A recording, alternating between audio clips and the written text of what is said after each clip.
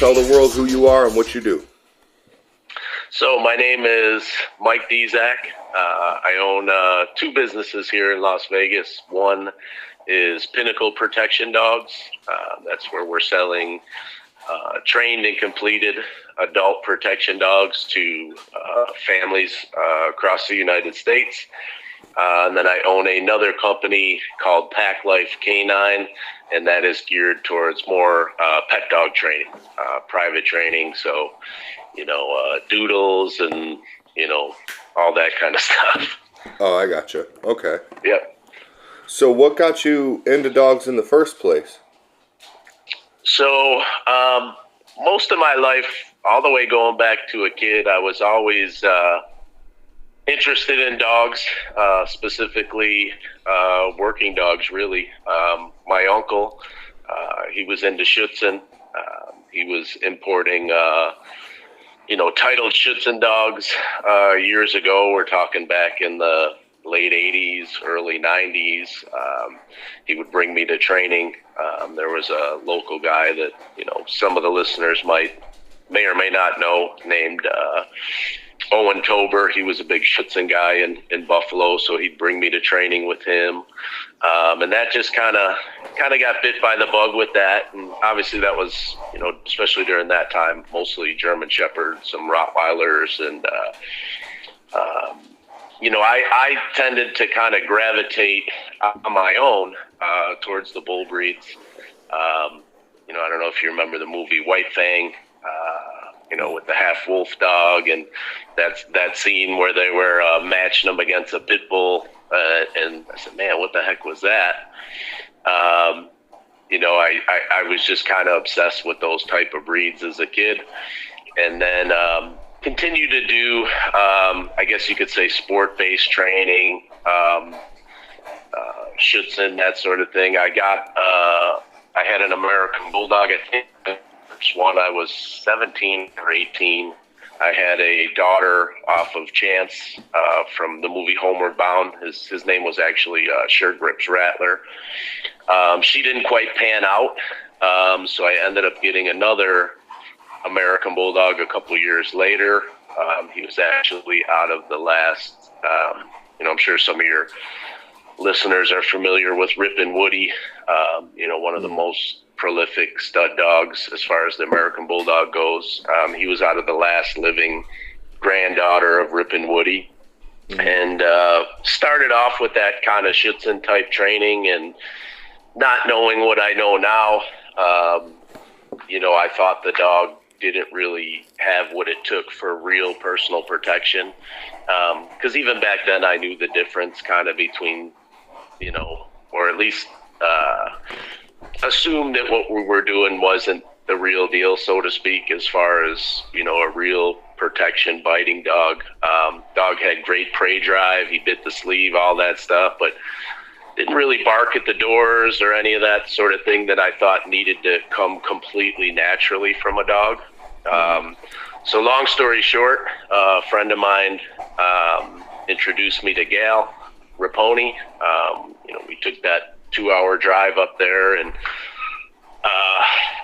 my mind was kind of blown, because I just seen so many, not just so many dogs, but so many off breeds, Horribles and Dog B Bordeaux's, and obviously, a lot of American Bulldogs doing real man work. I said, man, this is a lot different than what I'm used to, how they trained. And Gail ended up working my boy, and within one session, within seconds, really, I couldn't believe what I had at the end of the leash, in terms of how he responded to it. And then from there, I never really looked back. From the age of probably 19 all the way to 27, 28, before I moved to Las Vegas, I was, almost every weekend taking that drive up to Gales and just working tons of dogs in that style of training. So I gained a lot of experience, with the defense aspect of dogs. Gail had 30, 40 dogs at the time, so it wasn't uncommon for us to work 30 some dogs, all off breeds. There wasn't a lot of Shepherds or Malinois like at Schutzen Club. And I was lucky enough to gain a lot of experience, one, with that style of training specifically, and two, working bull breeds and mastiffs and dogs of that type. I used to fight professionally, so I ended up, my trainer was, I don't know if you follow the sport, but some of your listeners may. My trainer was Sean Tompkins, who unfortunately about 10 years or so ago passed away, but he ended up getting the head coaching job at Randy Couture's gym, brought me out to Vegas, and that's how I ended up here. But once I got to the West Coast, I was still doing dogs while I was fighting. Obviously didn't have the time to do it to the degree I do now, but a friend of mine lived in Arizona named Bill Ellinger. He was going back and forth to New York training with us, while I was still living out there. We did seminars in Arizona that mainly focused on that defense aspect of training, a lot of flesh work, muzzle work, kind of, different style of training than your typical sport work. And Bill's probably one of the most well-rounded trainers I know in terms of, he knows defense, he knows personal protection, and then also sport. So I decided to kind of just fully immerse myself in something different, which was sport. Sport work is a little more popular on the West Coast. East Coast guys were, I felt like we're a little more geared towards personal protection. And from there, I just trained with, lots of different guys. A guy named Henry Cadiz, who's a very high-level French ring guy.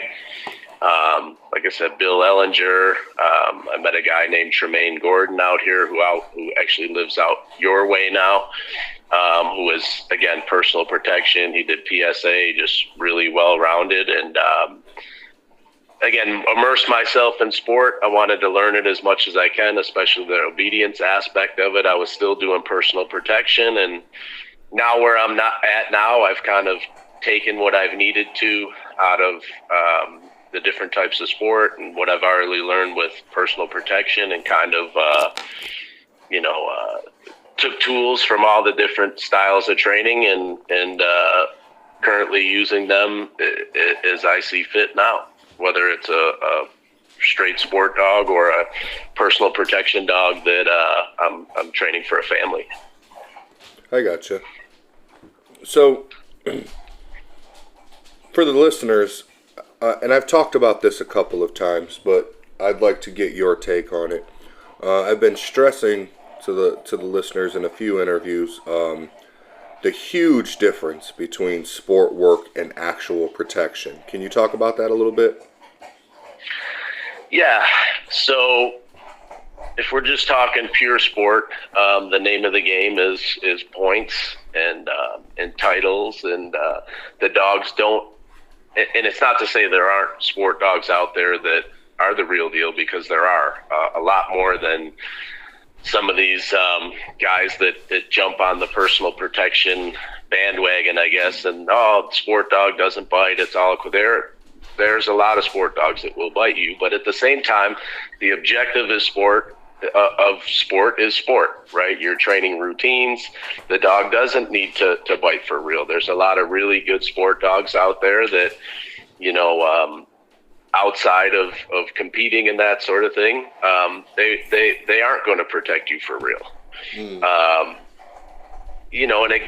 on the flip side of that, personal protection is personal protection. The dog is and everyone's going to have their, definition of what personal protection is. I don't believe personal protection is one size fits all, but, again, the objective of personal protection is a dog that's going to give you some sort of protection to whatever degree you see fit. And that might be just a dog that, when you give it a command, it hits the end of the leash, barking and snarling. Some people are comfortable with that. That's maybe all they can handle, and that's all they really want. I always compare it to, firearms. Somebody might be totally comfortable with a 45, and then, for someone else, maybe a 380 or something a little less is more optimal for them. But in a nutshell, sport is sport. It's all about points, competing. The dog doesn't necessarily need to be a real dog in terms of protection. It's not to say that you can't have both, and that some sport guys don't have both, because, again, there are sport dogs out there that they compete and also, can do protection work and do protection work. Unfortunately, there's always this huge divide. It's been that way for as long as I can remember, all the way going back to the old band dog banner message boards. I don't know if you're familiar with those, but everybody was going to war with defense versus prey, protection versus sport work. And, as people, we're very tribal, like Ford versus Chevy, and we tend to gravitate towards one thing and defend it with our lives. And I think that kind of stifles your learning and doesn't really allow you to be the trainer you can be or bring out the best out of your dog. The best cooks use recipes from everybody's kitchen. Gotcha. Yeah, that makes sense. Mm-hmm. So, how many dogs do you have now? So, personal dogs, I have, what do I have? 1, 2, 5 personal dogs. And then I always have dogs that I'm preparing to go into homes and that sort of thing. So, but as far as my own dogs, I have 5 personal dogs. Gotcha. And what would you say your top 3 favorite dogs would be? For me personally, I've owned the molossers for over 20 years, American Bulldogs and game dogs. I would say those, for me personally. And what's best for me personally isn't necessarily best for the next person. So, again, just like sport versus defense, everybody gets riled up about what protection dog is the best, what breed is the best. No, pit bulls are better than this, American, or you know what I mean. It's what's best for you. And I do prefer the bull breeds. I like a dog that really turns it on, when it comes to work. And then I prefer a lazy dog in the house. And a lot of your American Bulldogs, your game dogs, obviously the molossers are very chill around the house. It's almost frowned upon to talk about looks and stuff in the working dog world, but I like the way those dogs look, and I tend to prefer those breeds. Even though I do own a Belgian Malinois that I really like and I compete with, I can't say that that's even in my top 5 favorite breeds. Gotcha. And for the listeners, you're referring to the American Bull Molosser when you say Molosser. Yes, the American Giles breed that he developed. I've had those for the last 20 years, and you've already spoken to Gail about what they're all about, and those qualities are what I really like in a dog. I guess the best way that I can explain the molossers to somebody who hasn't seen one, they're a bigger, more correct, healthier, a bit more clear-headed American Bulldog. Gotcha. Yeah, they were. When he sent me over the photos, I was blown away. That's an impressive looking animal and very terrifying. Yeah, and structurally, I've yet to see, in terms of consistency that Gail has. The way the dogs are structurally put together. Athleticism, consistency in that regard. I've yet to see too many breeders or kennels produce that sort of thing. And there's really, they're technically not, maybe they are technically band dogs, but they are a breed that breeds true, and they are registered as American Bull Molossers. But let's just say that they fall under the umbrella of the band dog world. There's really only maybe, you can probably count on less than one hand the amount of kennels that have really stuck with it and developed their own version of their band dogs, throughout the years. You get a lot of kennels, such and such band dogs, and, they're only 4 or 5 generations deep. That's nothing. Mm-hmm. Guys like Gail Raponi, Lee Robinson, Absolutely. He's been in the game a long time, and whether you like Gail's dogs, whether you like Lee's dogs or dislike them, these guys have put in the work and produced what they wanted to produce, and they're doing it consistently. I actually have a female she was a game dog bred to one of Lee's. Lee didn't breed her, but she was a game dog to one of Lee's females, and she became the first last year NADF titled band dog ever. So she's a pure sport dog, but really, really good dog. Oh, that's awesome. So what type of work do you do with your dogs day to day? That can vary. If we're talking the sport dogs, if we have a trial coming up, obviously that's going to affect what we're doing. Whatever our weaknesses are or the holes in our game, we're going to try to be working those, more so than other things.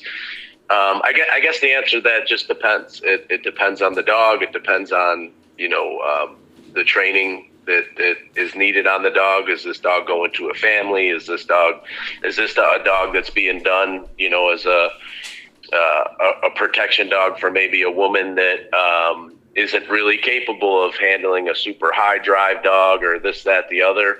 The training is going to be a little bit different than if I'm training the dog for somebody that already has experience with protection dogs and wants, a little bit more. So it can vary.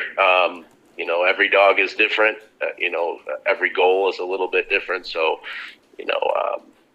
we're always kind of, there's a lot of variance in the training, I guess you can say. Okay. Now, as far as heat and cold tolerance, I know it gets pretty hot out there, yeah? Oh, yeah. We can get up to like 117-ish, I think was the high last summer. So, yeah, it gets pretty hot. And it can get down in the morning time into the 20s even in the winter. But, the real extremes obviously come in the summertime.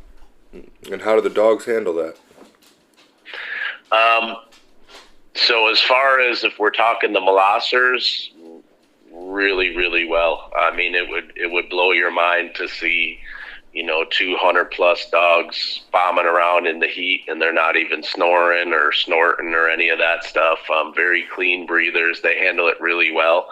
That doesn't mean I'm going to take any dog on a 3-mile bike ride and 100 plus temperatures. But right. Yeah, as far as those dogs go, really, really well. And then your herders, obviously they do well in the heat. They have nice long muzzles and whatnot. But, certain breeds of dogs I train, like, for example, Rottweilers. I found with Rottweilers, if there's, one of the things they're lacking is endurance, and you got to watch them a little bit more in the heat. And of course, American Bulldogs, depending on the type and where they come from, a lot of them you have to be careful in the heat with. Now, this is a question I've been asking recently, and I just kind of wanted to get your take on it. Would you say, generally speaking, a female would be hotter than a male? As far as, like, their temperament? Well, it depends on what you mean by hot. And of course, you're going to have individuals from both sexes. You might have a male that's hotter than a female and vice versa. If we're talking about dogs that, it depends on your definition of hot. So let's take the Rottweiler, for instance. Rottweilers are what we call very rank dogs. Mm-hmm. They, want to be high up. I guess rank, you can correlate that with dominant as well. The males are going to tend to be more rank than the females, and want to be in that dominant position in the pack more so. And again, it's not always black and white. And then you can take an example of like in-home aggression, right? Regardless of the breed, I've had a lot of situations where two females that have gotten into a fight or have issues can be worse than two males. Female dogs, in my experience, tend to hold grudges a little bit more. Can maybe correlate that to humans as well, females. But yeah, I guess it just depends. It depends what you mean by hotter, but I know with the molossers, the females can be a little more stubborn, a little more hard-headed than the males. But I think it's breed dependent and exactly what someone means by hot. Right. Okay. Well, that pretty much answers my question, I guess. Now, I know you're into training more than anything. Do you breed at all? I have bred. I think I'm the first and only to do a molosser breeding outside of Giles. This is going way back. I definitely don't consider myself a breeder. I'm a trainer that is planning some breedings. We have some stuff coming up, Gail and I, in the next couple months that we're going to do with one of his molossers, and we're going to do an outcross with one of my dogs. But yeah, I do not consider myself a breeder. When I do breed, and the breedings I have coming up are more so for myself and kind of staying in the circle. I gotcha. Do you think dogs are naturally protective? Well, it depends on the context of it. If we're talking, where I think you're talking about is people think that they're, just going to go get a Corso or a Presa and think that the dog is automatically going to be reliable in a protection scenario. I would say mostly not. And that's not always black and white, because there's certainly dogs, I knew dogs growing up in the neighborhood, that had no training on them whatsoever. If you went in the backyard, you were toast, right? But in terms of that being the case consistently, no. In most cases, if you want reliability, you're going to need training on the dog. Right. Okay. Yeah. That's kind of what I think. I think there's a misconception. I see it a lot in like the Corso world, for instance, and the Presa world, because unfortunately those are two breeds that got very popular, and you have guys breeding them that aren't trainers. And not to say you have to be a trainer to breed dogs, but they're really not. The criteria and kind of how they're evaluating their dogs is, kind of, watering the dogs down, where you'll have, you have a breeder that has a particular Corso, for instance, and thinks because the dog is nervy and reactive, they're mistaking that as the dog is protective, when really all that stuff is fear-based. Oh, the dog, my buddies come around, or I take him for a walk at the park and he's growling at everybody, this, that, the other. Yeah, that dog may bite if you corner him or whatnot, but it's all fear-based, and most likely if that dog faced any sort of real adversity, he'd probably tuck tail and take off the other way. And on top of that kind of fear-based nerviness, you kind of got a liability on your hand, and those aren't happy dogs. At the end of the day, I'm a working dog guy, but I care about the well-being of my dogs. If I have a working dog, a protection dog, I want that dog to genetically be stable enough not to be nervous and fearful and deeming everything is a threat. And I think that's what's happened with a lot of those breeds. Right. So basically it's better to have, and I say I pretty much know this, but I like to reiterate for the listeners, pretty much it's better to have a confident dog than a fear biter. It's pretty obvious. Yeah. And again, this is me personally, and for the jobs that I tend to train dogs to do, I want a dog that is, for the most part, confident, naturally friendly, but I want that kind of defense drive in there. Even if we got to bring it out, that's fine, as long as we don't have to work too hard for it. I want a dog that his nature is a confident, clear-headed, doesn't deem everything a threat. That's the kind of dog I like. And I'm not saying there's not advantages to have a dog that is is a little bit more edgy. Let's say that I wanted like a century dog, and I had like a used whatever car lot that was getting broken into. You know, a dog that's a little on the edgy side. You know, when we speak of defense, I guess you can, you know, kind of equate that to fight or flight, right? It is somewhat of a fear-based response, and you know, the dog's either going to be forward and take the fight route or the flight route, and you know, as long as that dog, even though he may be a little nervy and overreactive, he could still have a job. You know, those are easy dogs to do a little fence agitation with, and you know, have like a property guardian. But I think when it comes to personal protection and family protection, I definitely want those rock solid nerves. I want a clear headed dog. I want a dog that doesn't target kids.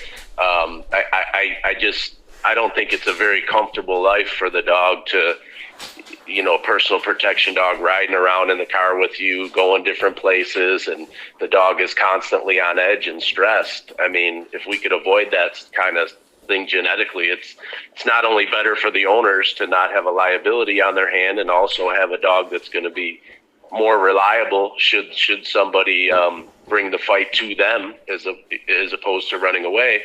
The dog's going to be happier, and I just hate seeing these, you know, mastiff type breeds that are super nervy and uncomfortable, and just, you know, they look at the world like everything is life or death. It can't possibly be a comfortable way for that dog to live. Now, if he's just in the backyard or something like that, you know, and he's in his own little world that he's comfortable in until there is some sort of threat, that's fine. But as far as personal protection, the dog doesn't really do you any good if he can't be with you.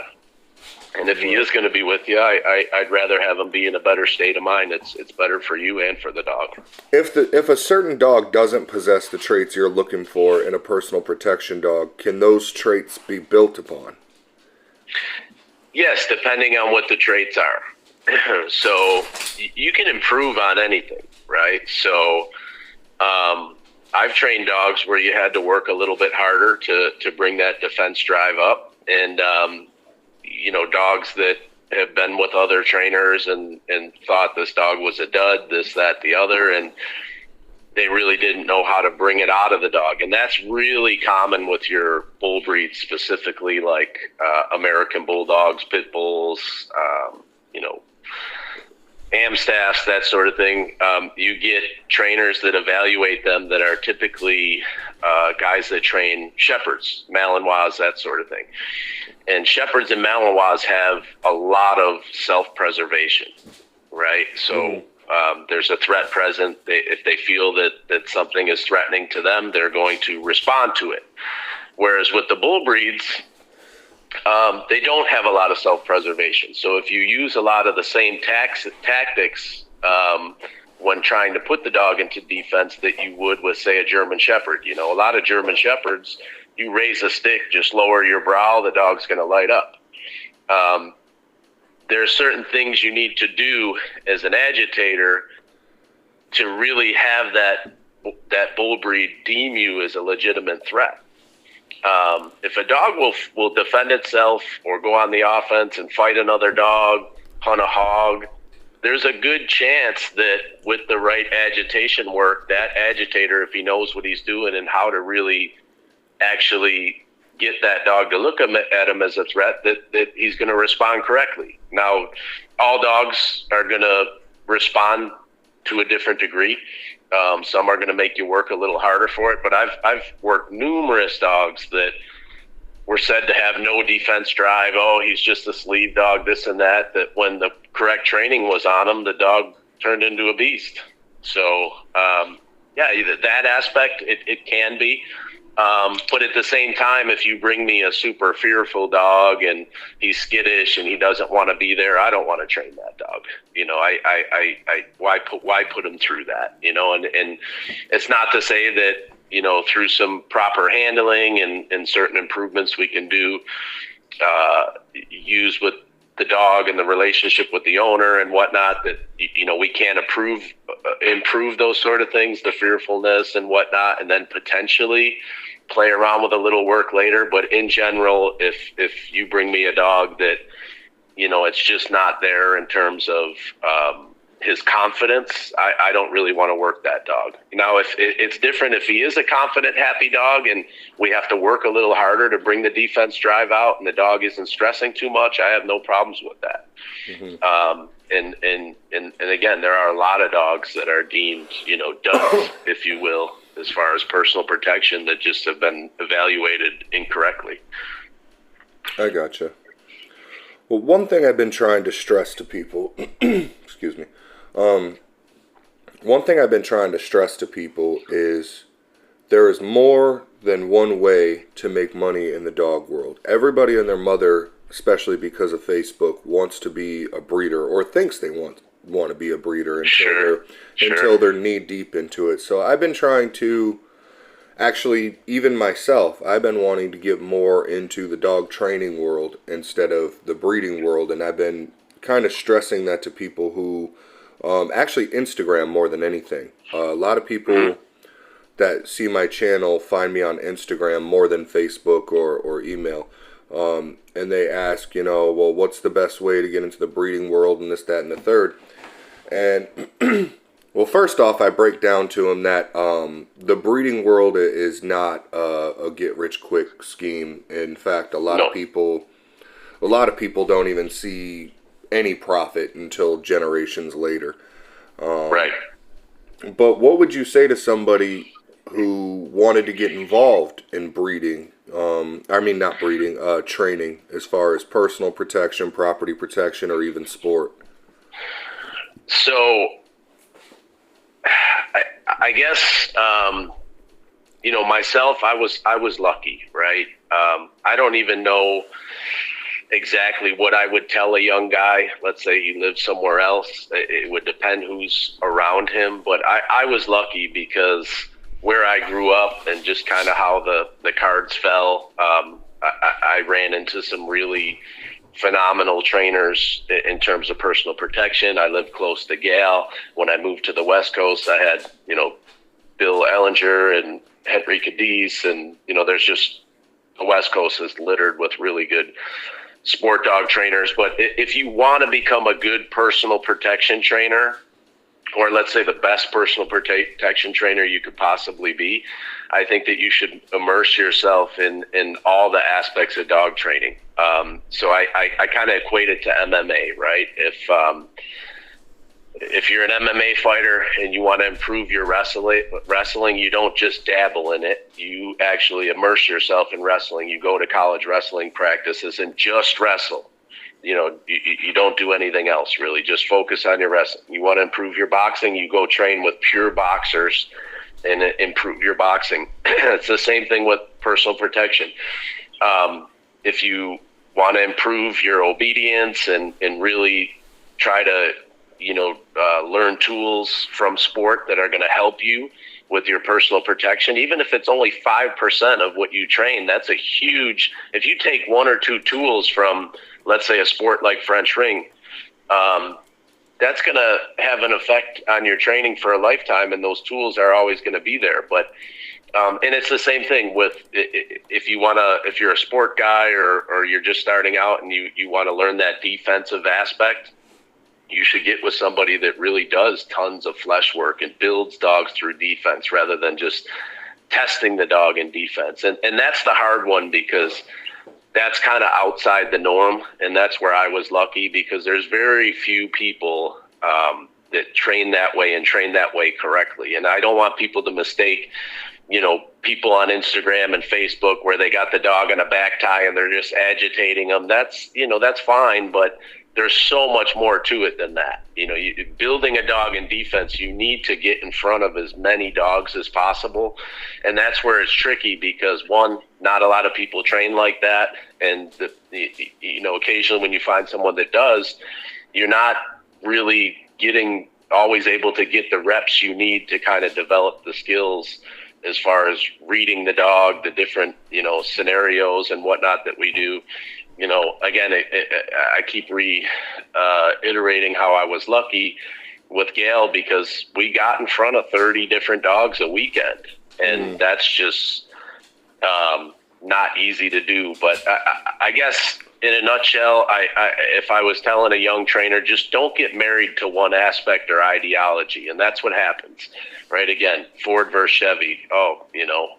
We're tribal as humans. So somebody that starts doing sport, they look at somebody doing something differently than the way they learned it, whether it's defense work or somebody else doing sport, and they right away jump to the conclusion that, oh, that guy sucks, I can't learn from him. And it really happens a lot, on the personal protection side too. I see it all the time on social media. Guys that train with this guy, that guy, where their focus was personal protection, and all they heard is that sport is no good, and these are just sleeve dogs, that dog won't bite. They don't realize like they're really missing out on a lot. Because even if 90%, 95% of what you are doing in sport doesn't apply to personal protection, that little 5% that you do learn and the tools that you do take from it and apply it to your personal protection is going to make your training so much better. Right? It's like poker. So I don't know if you know much about poker, but a lot of the best guys say that say they're a Texas Hold'em player, one of the best things they did for their Texas Hold'em game was to learn stud or Omaha, learn a different game. Obviously, it's a totally different game, but sometimes when you look at training or a game through a different lens, you'll start seeing things more clearly and open doors in your mind that are going to improve your main game, if that makes sense. Okay. I gotcha. All right. So basically, this question is more from myself, but I'm going to let the listeners hear it in case it can help somebody else out. So a band dog litter, I planned for a long time, a really long time. It finally took place, and I kept a male Reaper. He's 9 months old now. Okay. I believe maybe he's 10 months. No, 9 months old. Now, me personally, I'm a survivalist, and I want a protection dog. And I'm hoping he's got the stuff, or I'll have to start all over again. Now, there's been two instances, and I wanted to run these two events by you and see what your thoughts are. One, we were out front. I take him and his mother out front. Those are only two dogs I have now. I take them out front and let them use the bathroom in the front yard, and I got them on leashes or whatever.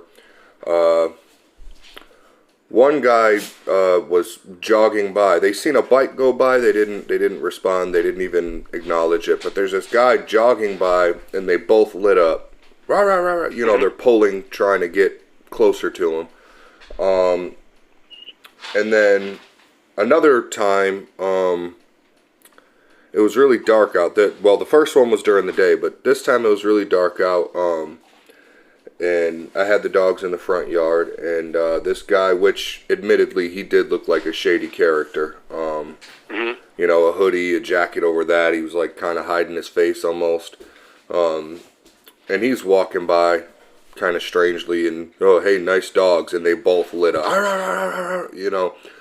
Would that be considered a fear reaction or a defensive reaction? Well, it's definitely a defensive reaction, but whether that was fear-based or, they were very confident in their defense is tough to say without seeing the dogs. I'd imagine that, the 9-month-old is, not going to be as serious in terms of, how it's looking, right? He's lighting up, this, that, the other. You don't have a 9-month-old, too many 9-month-old dogs that are going to be the real deal without training at that age. Mm-hmm.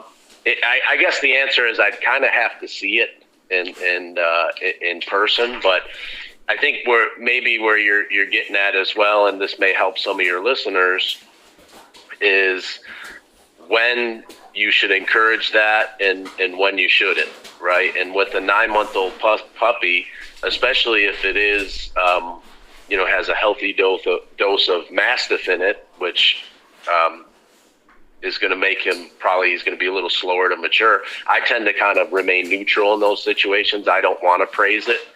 And at the same time, I'm not gonna correct him. But I see, again, Corsos, this, that, the other mastiff type breeds that are growling and snarling, and it's very difficult to explain to someone that doesn't have a lot of experience training that how to read the dog. Is he confident with it? Is he just being nervy? Is it fear based?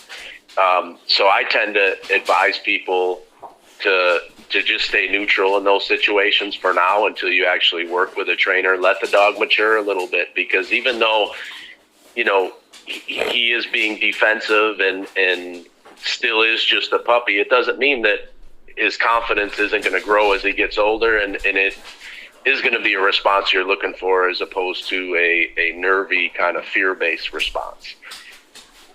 I gotcha. So it's just hard to tell without seeing it personally. But if you were to be asking my advice, should you say good boy, this, that, the other? I guess it depends. I prefer with a really young dog to remain neutral. But let's say the dog was 3 years old and the way he responded, I got the vibe off him that it was confidence and he wasn't just overreacting to something that he shouldn't. I'll tell him good boy. Mm-hmm. Sketchy guy walks up to my fence, hoodie on, whatever. He's had some drinks in him, and the dog looks at him suspiciously and lights up. If I feel like that it was appropriate for him to do that, I'll tell him good boy. But for somebody, your listeners that are just starting out, I would recommend to remain neutral. And then, of course, get with somebody that's going to teach you obedience, control on the dog, that sort of thing. Because at the same time, if he is real confident with it, you don't want to have a liability on your hand. You want to be able to communicate with that dog and show him, what is a threat and what isn't. Okay. That's the message that really I try to get through to, guys who are just starting out, is the responsibility aspect of it, man. Secure your dog. It's if you got a fence that needs to get fixed, this, that, the other, do it. Your dog should always be on a leash, right? Even if it's a damn doodle. I think that's a big part of what's missing with these types of dogs. People get them, they're excited, they want that protection aspect of it, yet they don't understand the responsibility that comes with it. And it's only going to come back to bite you if you don't practice that sort of stuff. Oh yeah, whether it was accidental or not, in the court of law, if your dog is loose and attacks somebody, you pretty much just shot them. Exactly. And it goes even to the pet dogs. Yeah.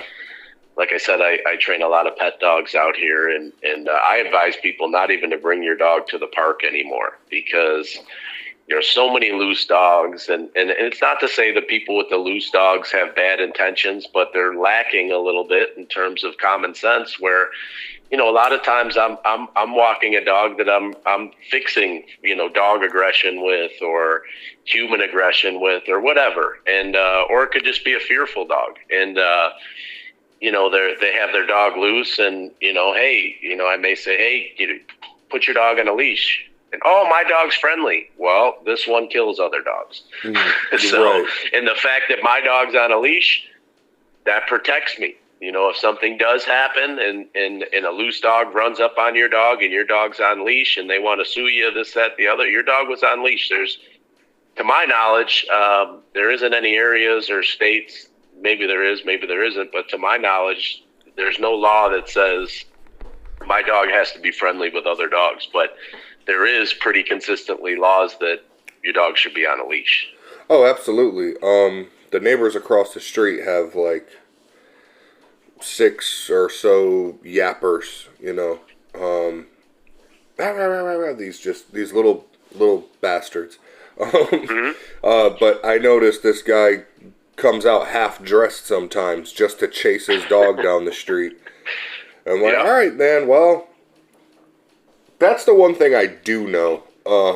I'm still trying to work up Reaper to be a protection dog, but I do know for a fact if one of those little fuckers comes into the front yard and runs up to him, he's gonna really, really hurt that little dog. Yeah, and it's not the little dog's fault, and you don't want to see a little dog or any dog get hurt. That's just them being, unfortunately, irresponsible owners. And Exactly. it's not to say that even your dog is dog aggressive. A lot of times dogs that are in a situation where another dog runs up on them, and it's a dog that, let's say, is rude, if you will, and gets her all up in his face. He may react, with aggression, as opposed to, hey, if you took those dogs on a walk, let them get, acquainted correctly, he may be totally fine with those little dogs. But little dogs running up into your yard and yapping and that sort of thing, and just running up on your leash dog or whatever in your yard, that's a lot of times a recipe for disaster. And it is a slippery slope to say this, because I do believe in freedom and people should be able to do what they want to do and whatnot. But when it comes to dogs, I almost want to say certain people should have to have a license to own them, because and I hate saying that, because I'm more for the Constitution. I'm more for freedom, but it's just like, man, a lot of these guys are gonna ruin it for the rest of us, man. Yeah, I know exactly where you're coming from. I always tell people, I don't believe it should be a law in terms of what you should and shouldn't own for the reasons you just touched on. But I always say your average person, especially a person that doesn't work with a trainer, average person shouldn't own a dog over 30 pounds. Right. That's just the reality of it. But I think maybe a better approach to, if we want to talk about laws, would be to maybe make those laws in regards to securing your dog in a leash a little harsher. Yeah. A lot of these places that do have leash laws, it doesn't really get enforced the way it should be until something bad happens. Right. But yeah, it is a slippery slope, because as soon as you start allowing politicians and people that really don't know anything about dogs dictate how we train them and how we should own them, it just never works out well.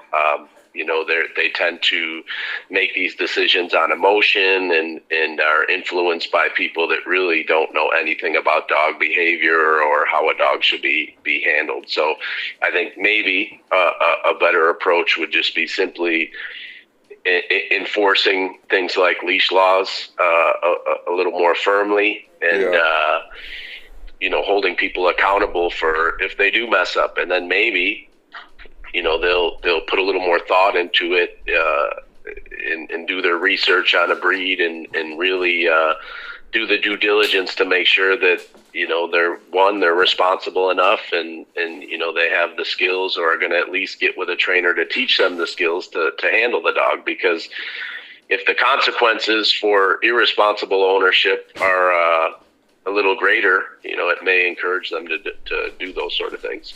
Sure, I can agree with that, and I can almost compare it to gun control. It's like, don't tell me we need more gun control, more stringent gun laws, and all this bullshit when you're living in the safety of a neighborhood full of mansions that's gated.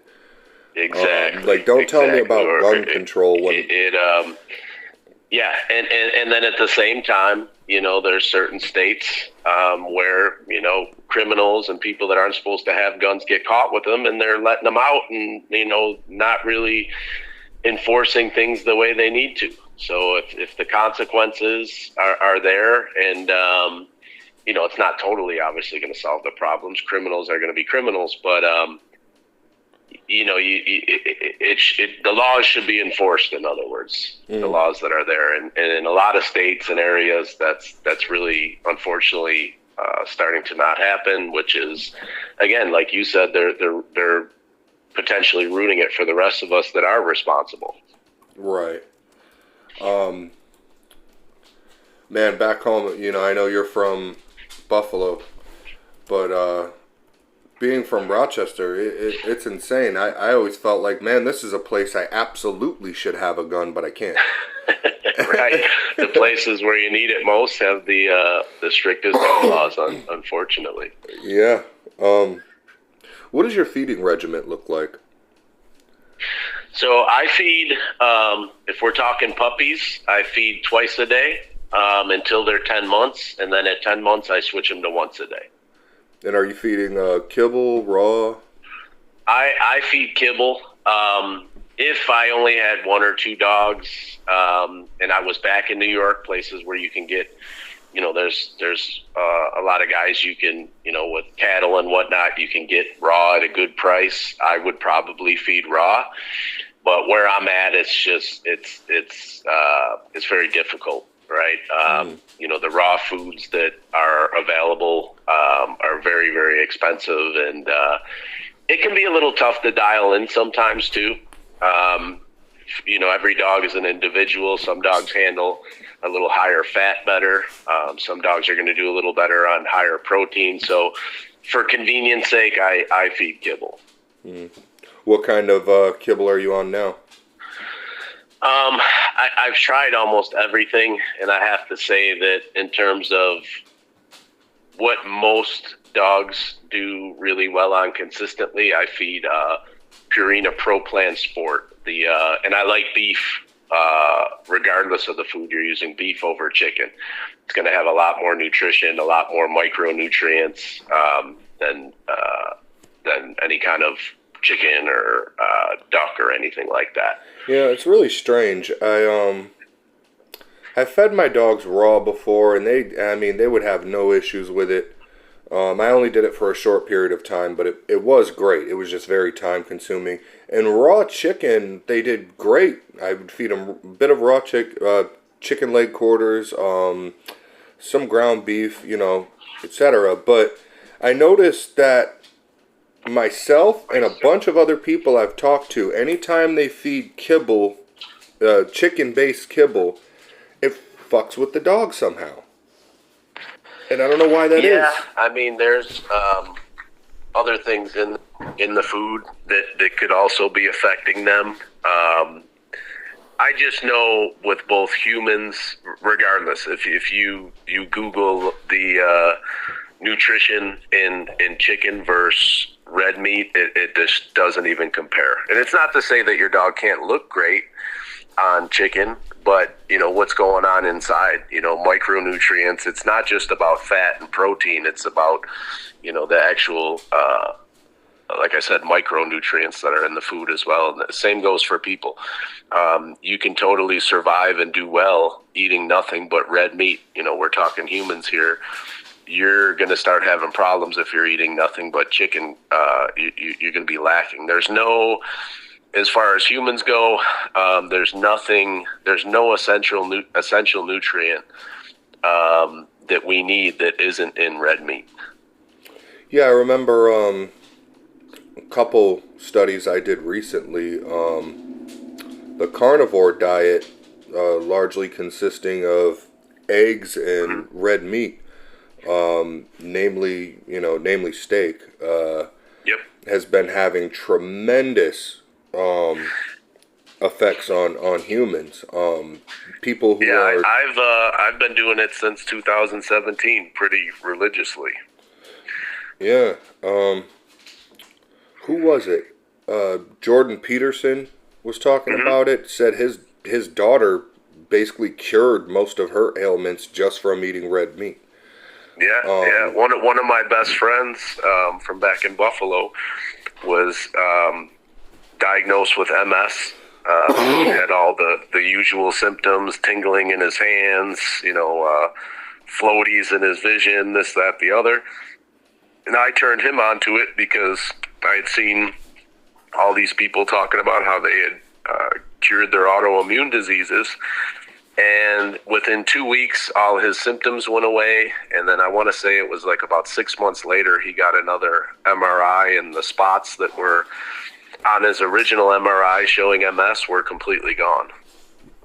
That's amazing, man. So yeah, I've been doing. I originally did it, started doing it because I had a lot of pain in my hands and in my neck after I retired from fighting, and I'd watched a podcast with Dr. Sean Baker on Rogan's show, and I'm pretty open-minded, and we'll try different things. And within 3 weeks, I mean, significant decrease in the pain in my neck and hands, and my sleep improved, and it just. I, in my opinion, if something makes you feel better and you're, a lot of your symptoms are going away, your stomach's better, you're sleeping better, this, that, the other, it's probably the better way to go, Absolutely. The proof is always in the results. Yeah, exactly. Yeah. So what does the future hold for your company? Is there any new ideas you have that you're going to try out at any point, or I think I'm going to not too much. We're pretty happy with the way things are going now, and I probably could do more, but in terms of more dogs, but when you do that, I think the quality goes down. I'm not trying to mass produce family protection dogs that I sell. I want to give people good dogs. Unfortunately, I don't want to act like we're the only show in town, because there are some other good companies, but the majority of these executive protection dogs, if you will, that companies are selling, $40,000, $50,000 dogs, are really not protection dogs. And some of your listeners may have heard, when I mentioned I sell trained protection dogs, they may have lumped me in with those individuals, which is fair, because that is the majority, unfortunately. But I want to give people good dogs, and I don't want to deceive them and give them a sport dog that I bought overseas that washed out, and he looks great biting sleeves and suits and all that, and you're essentially deceiving people. But that's kind of why they do it, because they can just sell dog after dog and not put the work in and that sort of thing. So as far as volume, I'm pretty happy with what we're doing, but I think I'm going to start going more the route of doing more off breeds, your American Bulldogs, your Molossers, as opposed to your Shepherds and Malinois, because I do believe when you get the right one, for instance, like the Molossers, that it's a better dog for most families. Most families don't want a super high drive dog, and it's not to say they're not getting dogs that have a lot of drive, but they turn off in the house. You can have a American Bulldog or a game dog that's hell on wheels when it's work time, and as you know, it sounds like you've owned these kind of dogs. They like to chill out and cuddle and sleep in the house. They tend to be better with kids because when we touched on the self-preservation aspect, they don't have a lot of it, so they'll take a lot of crap from kids and that sort of thing. So yeah. I guess the big thing, the reason why I wasn't doing it quite as much, is just availability. It's a good Shepherd or Malinois, they're a dime a dozen in reality, if you know where to look and know how to evaluate dogs. There's obviously not as many good Bulldogs and breeds like that out there to do that sort of work. Focus more so on the off breeds, and it's not to say I'm not going to do the herders anymore, but in my experience, when you get a good molosser Bulldog type breed, when it's a good one, the people tend to be a little bit happier with them. And for the people, by off-breed, you mean things that aren't Shepherds? Yeah, exactly. Aren't Shepherds, Malinois. I don't even consider necessarily, even though, in the working dog world, they are technically off-breeds, but, even your Rottweilers and your Dobermans, I don't personally consider them off-breeds for what I do, because, those are kind of the norm. And there's a bit more of them out there than the breeds we mentioned. And, Dobie's Rottweiler, that's kind of a whole other thing in terms of the pros and cons of those breeds. But I just find, like I said, when you find a good band dog or a good molosser or bulldog, a good one, they're just more suitable for family protection, in my opinion. Right. Now, correct me if I'm wrong, but the German bred protection dogs as a whole, Rottweilers, Shepherds, Dobermans, those dogs tend to have more of a dominance issue in the house, correct? Depends on the breed, and so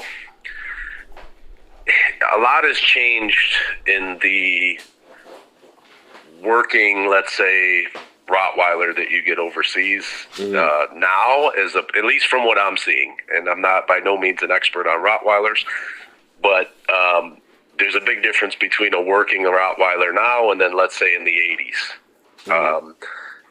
I found that a lot of the pure working line Rottweilers now, they've essentially bred them for sport, and they bred a decent amount of the defense and drive and dominance, all that stuff, out of them in exchange for extreme prey drive, which is going to score better, obviously, in sports. Same thing with the Doberman. A lot of the Dobies I'm seeing from working lines are just super high prey drive, anxious dogs, some of them lacking a little bit in the defense.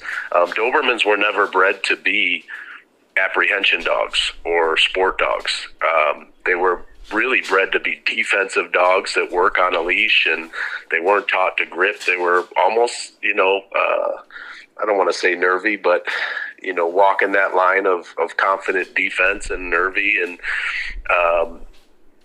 they just weren't optimal dogs for what you see them being bred for now. And the same goes for the Shepherd. A lot of the substance that you saw in the German Shepherd in the 80s, those old Schutzen dogs, those dogs that bite the hell out of you without any sort of personal protection training on them. Mm-hmm. Whereas now a lot of the Shepherd breeders are basically turning them into Malinois. Same thing that's happened with the American Bulldog, in my opinion, in the working dog world. A lot of the good old hard American Bulldogs that were successful in sport, they're hard to find, because a lot of that seriousness they bred out of them in place of a dog that's going to go score points, and they're a little easier to handle, a little easier to train. And in my opinion, if that's what you want, just go get a Malinois or something. Don't try to reinvent the wheel and change these breeds into something that they're not. But yeah, it's always changing. But I found that the working line dogs from overseas, not always, but a lot of times now your Rottweilers, your Dobies, and even Shepherds are just continuing to go in that direction of just super duper high prey and not a lot of substance to them in terms of like a really strong character, where they have prey drive and that defensive drive. A lot of these Malinois now, especially on the West Coast, are basically like golden retrievers that do bite work. Right.